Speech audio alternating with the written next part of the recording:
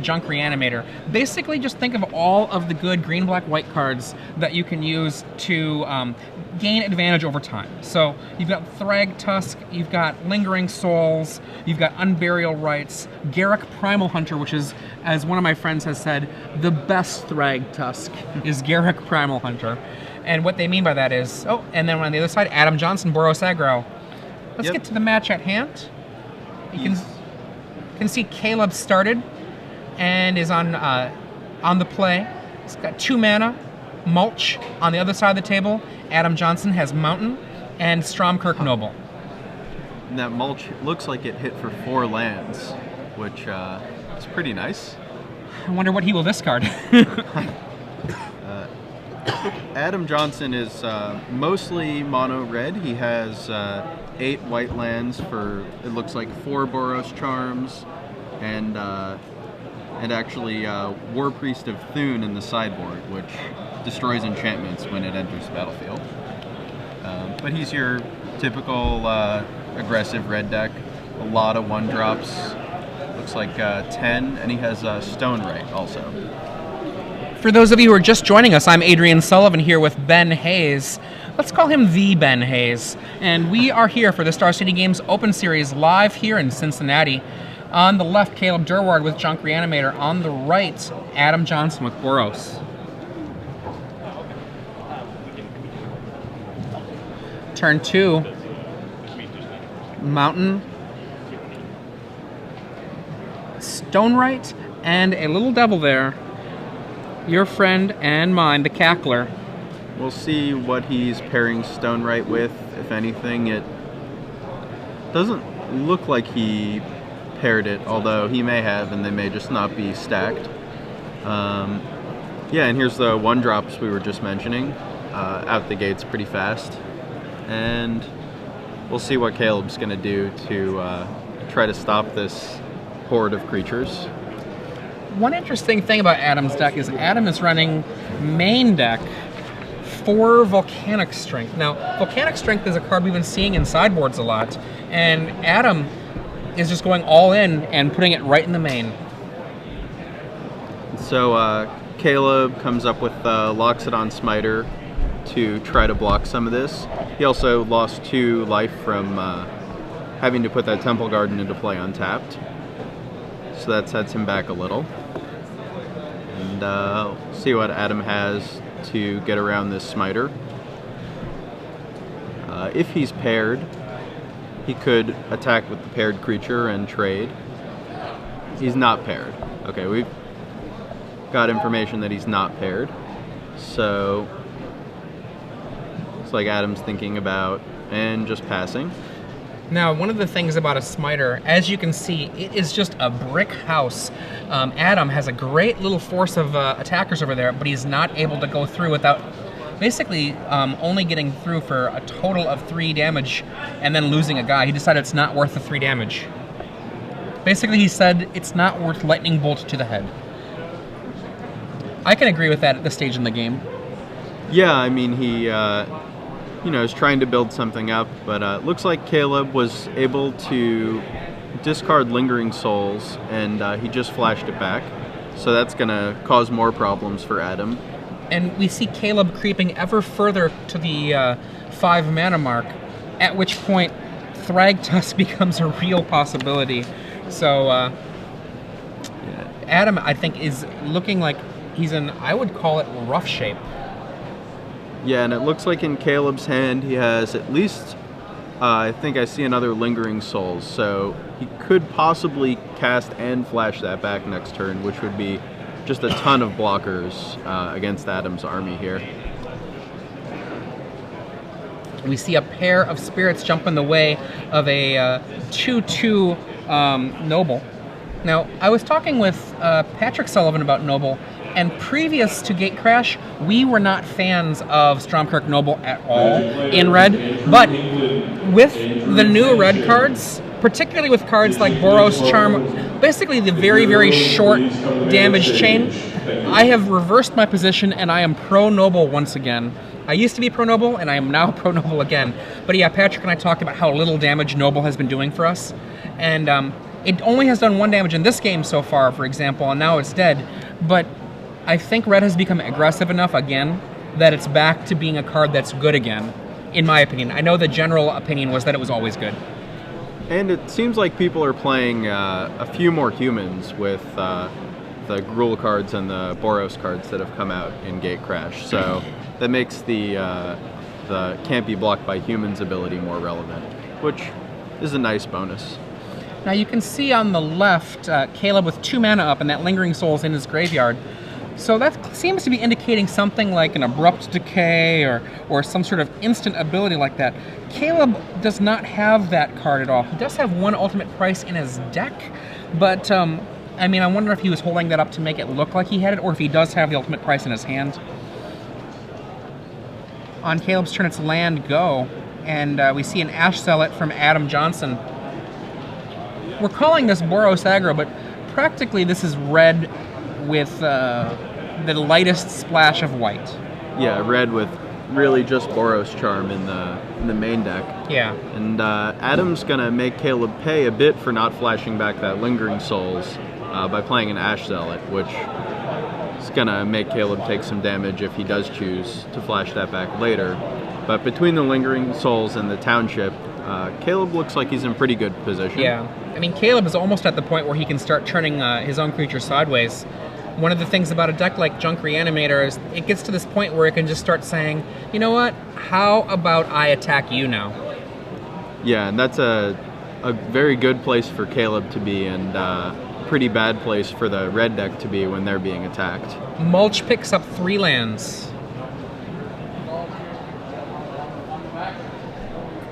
So, looks like Caleb is gonna play another land and just pass with the ability to activate Township again and just continue to grow his creatures.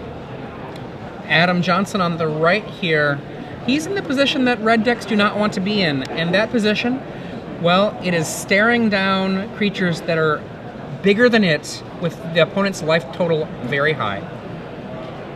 Yeah, Caleb managed to get through this whole sequence of early turns only taking 3 damage, so... You can see Adam on the right there. Looks like a young player. Yeah. Not quite as young as I was when I started, but almost. Yeah, but you started when you were like a literal small child. Yes. I don't know, maybe that... I can't tell if Adam is a literal small child or not. If so, if Caleb wins, he could be in trouble the rest of this tournament. So, looks like Caleb blocked the Ash Zealot with his Smiter, and Adam is thinking about having a play during combat. And... okay, we're going to see him pump the Ash Zealot 3 times. I guess it's paired with a Stone Right. Yep.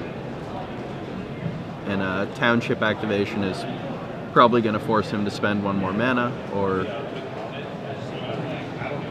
I don't know if they determined the order beforehand. I think that we might have a little bit of, I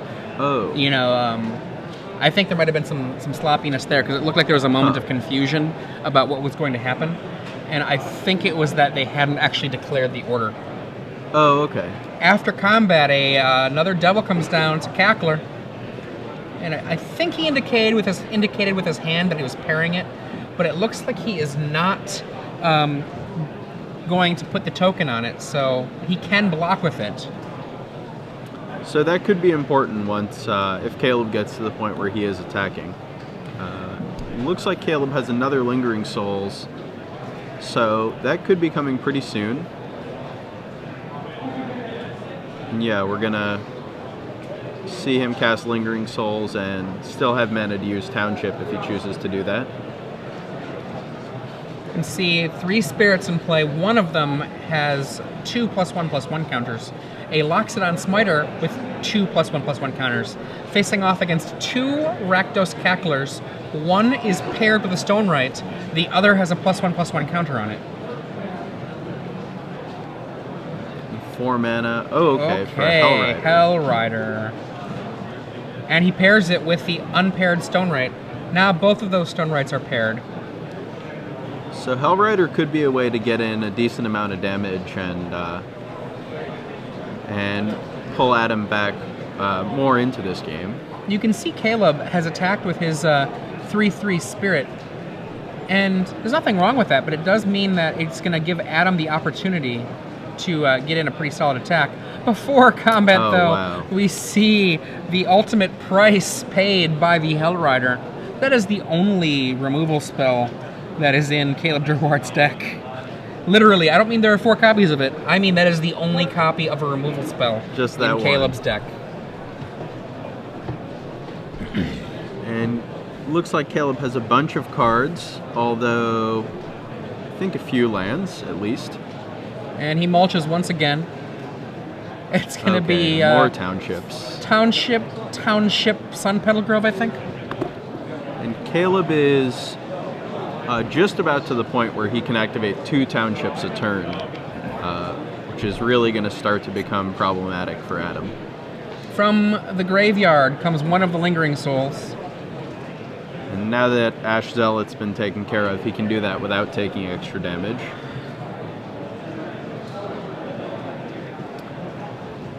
So Caleb thinking about his play. He's going to attack with a couple of spirits, maybe a few spirits. And he's like, you know what? I am the beatdown. That's what he says right now. It looks like it's going to be a 4/4 spirit, a 2/2 spirit coming in, and there are several 2/2 behind, 3 2/2 spirits behind. The Smiter there he is. Yeah, there we go. 7/7 Smiter.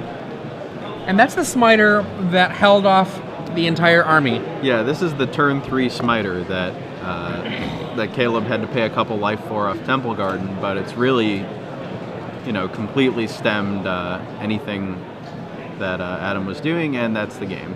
Yep. Smiter, I'm going to tell you, if you're a red deck, Smiter is one of your least favorite cards to see. Usually, in my experience, Smiter does more to affect the board than a Centaur healer. Yeah.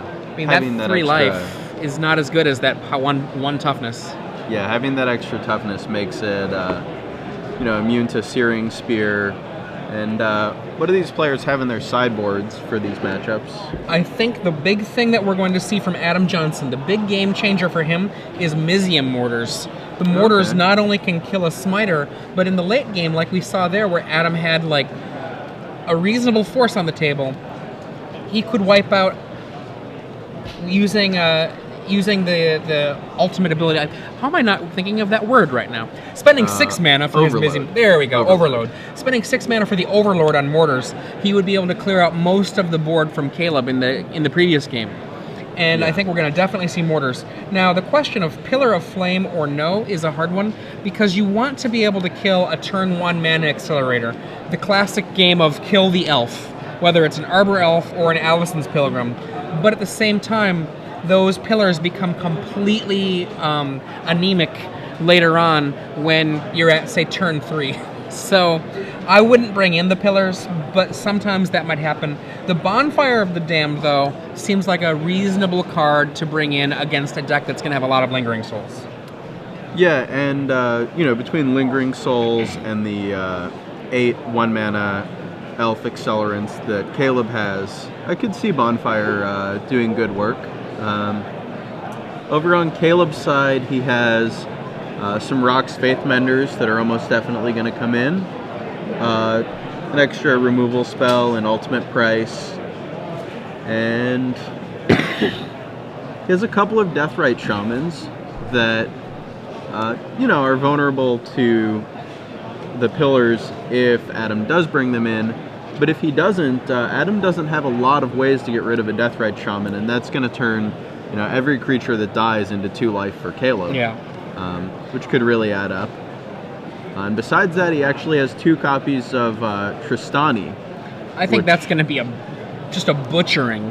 Yeah, that's just huge. I mean, dropping a Thragtusk and gaining all that extra life off of it. Smiter even, turning his Smiter into basically a larger Centaur healer card we were talking about earlier. If you're not familiar with Tristani Selesnya's Voice, Tristani Selesnya's Voice is a 2/5 legend, and it only costs 4 mana. So, given the 8 elf-like creatures, the Avacyn's Pilgrims, the Arbor Elves, and given the 4 Farseeks, a Tristani Selesnya's Voice could come down on turn 3, give you that 5 toughness, and then just be something sitting there to gain you life with every single thing that you drop. So, yeah, Tristani is, I think, going to be a huge, huge problem. And I don't know. I mean, Caleb has won game 1, certainly. But on the back of cards like Deathrite Shaman, on the back of Rock's Faithmender, and on the back of a card like Tristani, I think that what we're going to see is it shift even more in Caleb Durward's favor after sideboard. Yeah, and that 5 toughness is important. I mean, Adam, between his deck and sideboard, can't get rid of the Tristani without using at least 2 spells. And he's already pretty light on burn that can target creatures, only having 3 Searing Spears. So unless he has a very large bonfire, he's going to have 2 spells or start to fall behind. And a very large bonfire as well. That would mean that he had probably flooded. So Yeah. a large bonfire is not something that you'd be excited about. I mean, yes, it's great when you get the huge effect, but that would also necessitate probably a weak draw from him in order for that to happen. Right, and a longer game, which is probably going to favor Caleb with these strong anti-red cards that he's bringing in. I mean, particularly, Caleb is a deck that is very likely to have the mana to do whatever he wants once we get to that stage. So, I mean, I think what's going to happen for Adam to win this, he's going to have to get a very aggressive start, and Caleb will have to stumble. Yeah. For those of you who are just joining us, I'm Adrian Sullivan here in the booth with Ben Hayes for his first Star City Games Open Series. Welcome everyone, Ben Hayes, and hopefully you're going to see some great Magic. We're going to have some great commentary from me and Ben, and under the camera, we're going to have Caleb and Adam here show us some awesome, awesome games. That's my hope. Yep. Now, we try to bring you as much Magic as we possibly can this whole weekend, and one of the ways we do that is we have several feature matches that are over there by the cameras. If there is another feature match that we can show Magic playing happening with, we will do it. So, rest assured, we're going to give you as much Magic as we possibly can all weekend.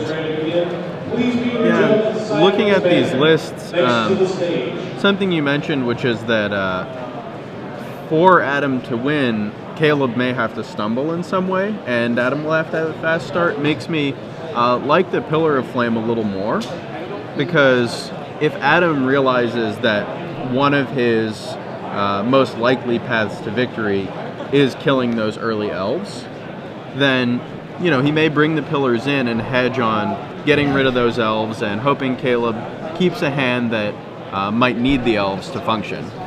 This is one of the really interesting things about playing Magic, is that sideboard path. Now, Pillar of Flame is a weak card against Caleb's deck when it's working, but you have to also think, can I beat Caleb's deck when it's working? Right. And maybe what you have to say to yourself is, I can only beat Caleb's deck if it's not working, so let's play towards that. Yeah, and with that in mind, he may really want to bring in, the pillar, the mortars, and the bonfire, and maybe shave off something like Hellrider, which, is good, but if he's getting to that point, might be a little too late. Volcanic Strength is an interesting question here. So Caleb clearly played earlier like he had an Abrupt Decay or that Ultimate Price. He left mana open rather than double casting Lingering Souls.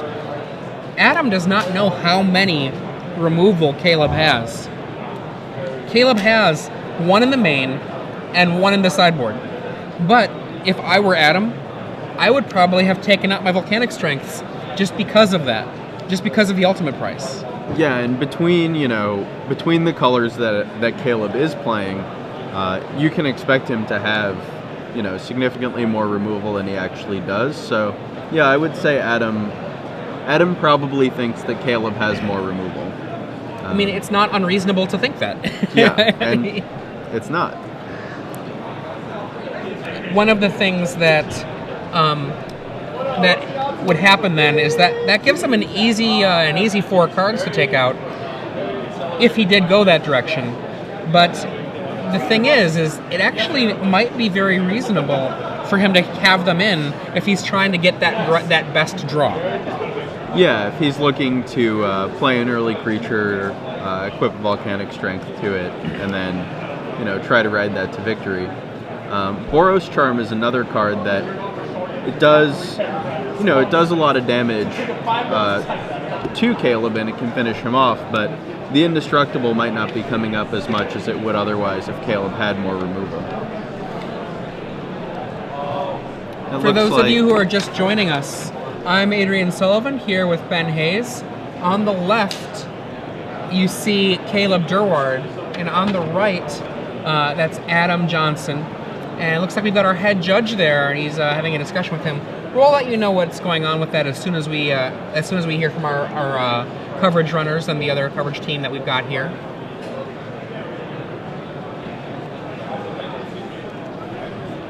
Looks like they're back to shuffling after a conversation. Okay, so this is a cautionary tale, oh Magic players.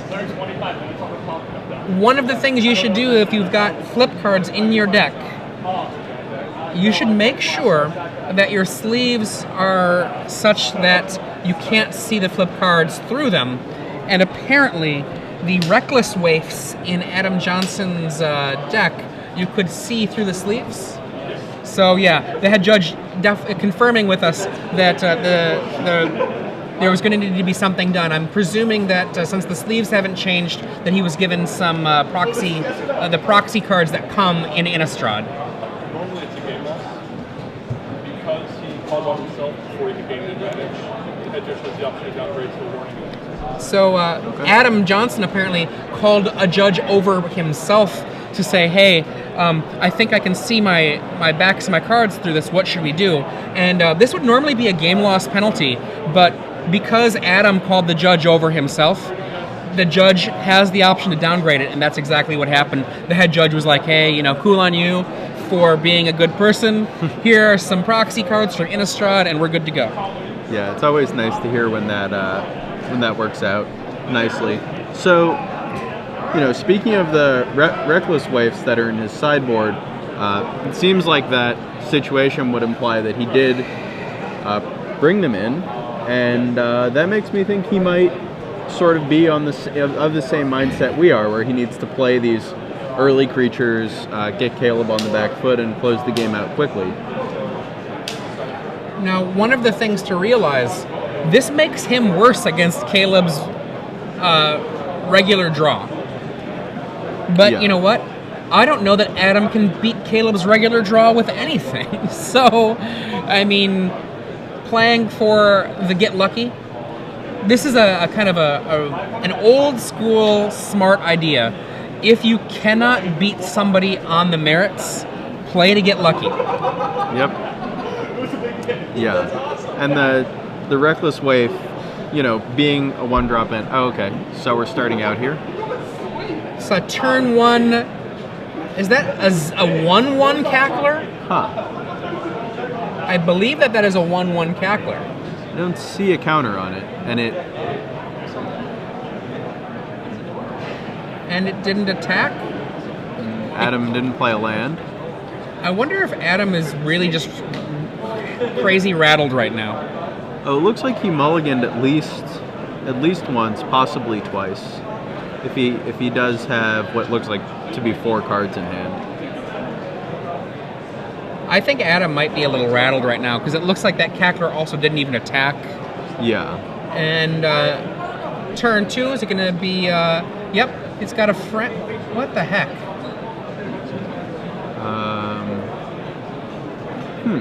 I am confused, Ed. Not sure. Best friends forever with the the lightning mauler. But it looks like that devil just doesn't want to come over.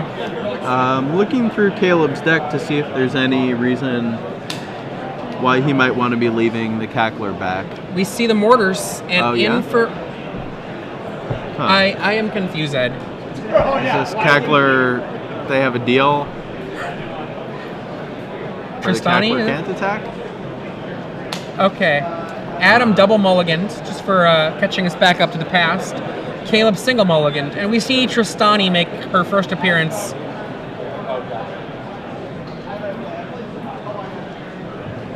So it looks like I don't think that Lightning Mauler is attacking. It hasn't untapped yet. Okay, now it's untapped. Yep. And Adam Johnson reads Tristani, and I think he is going to be bricked right now by that. He does have a Searing Spear, so his best option might be to attack with the Lightning Mauler and hope that Caleb blocks. And Caleb's like, no, that's cool. I'll take 2. That's fine. Fine, dude. Yeah, ultimately that Tristani is probably going to gain him a lot more than 2 life, so... Ash Zealot joins the table and wow. rocks. Whoa, wah, wah, wah. So Caleb is going to gain 10 off of that. 10 life. If you saw the finger point he did there, point. That was, I think, the sound of Adam Johnson's heart breaking. Yeah, the 5 toughness off the Faith Mender is going to trigger Tristani and then doubling the life from itself. So, looks like Adam Johnson has a Searing Spear, and there might be another Mizium Mortars, although I don't see a 4th land for him to cast both of them. Now, I actually, looking at Adam's sideboard and his main deck, I believe there is literally no way for Adam Johnson to win at this point based on what his deck has in it. Yeah, now, I mean, it would take something weird like an attack, some blocks from Caleb, and then an overloaded Mizium Mortars to finish off those 2 5 toughness creatures, and Caleb's already shown that he's not interested in blocking with either of those very valuable creatures, so I just don't see that happening. I mean, it is possible that Caleb could fly into a Berserker Rage and attack a Spectator. So, stay tuned to see how this game plays out, just in case.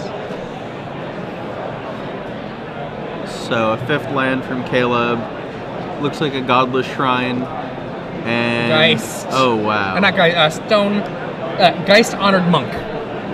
So that's going to gain Caleb more life than Adam is interested in trying to get through. Yeah. A bunch of life. I don't blame him. I don't blame him one bit. That's a totally reasonable choice. And as I said before, what we're going to do all weekend is try to make sure that you get as much Magic as possible this weekend. So as soon as we are able, we are going to make sure we get another game under the lights